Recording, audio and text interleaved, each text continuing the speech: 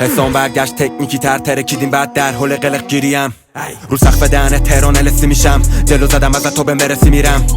زدم رو دست خوبا تو کیفم میچینم رو هم دست پولام سر ورسام میرم یه هفته تو غار هرکی خواست برسه برکت اسم تو را ببین من دیوونه این کارم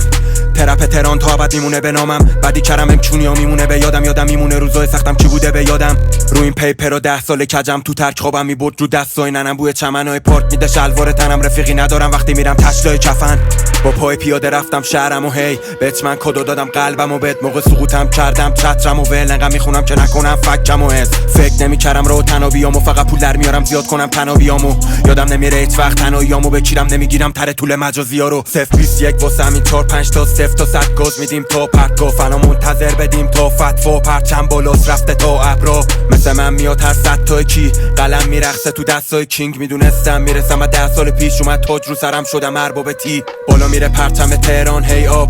میشم امشرام الهام چه قوقایی کردش وستساید امسال بعد خوش میشم با M9 هدشات بالا میره پرچم تهران هی آپ میشم امشرام الهام چه قوقایی کردش وستساید امسال بعد خوش میشم با M9 قلم جوابگو از 47 نفر هستن قمر در عقربه هم اکثرم ولی رو سرم کپم کجستن و هدف رپ هست نشد عوض بدل کف تهران امپراتوریم یهو دیدی تو آتیش اجدا سوختی ها نمیشید مثل ما زوری داشت باز بذارید احترام چونی ها شب شد بیدار هست قلندر تو شهر تهران اونم فقط قلب حسین پیشرونی داداشش قدرتر هستن و قلم پرم پر گلنگدن کینه کردی انقدر کیرت کریم جواب نمیدیم داشتی به دیس ضعیف انقدر زیادن معلوم نی کیه رقیب ما رو فروختی که باش چی بخریم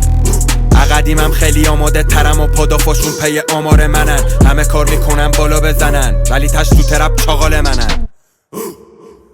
بالا میره پرچم تهران هی آپ میشم امشرام الهام چه قوقایی کردش وستساید امسال بعد خوش میشم با M9 هدشات بالا میره پرچم تهران هی آپ میشم امشرام الهام چه قوقایی کردش وستساید امسال بعد خوش میشم با M9 پاپ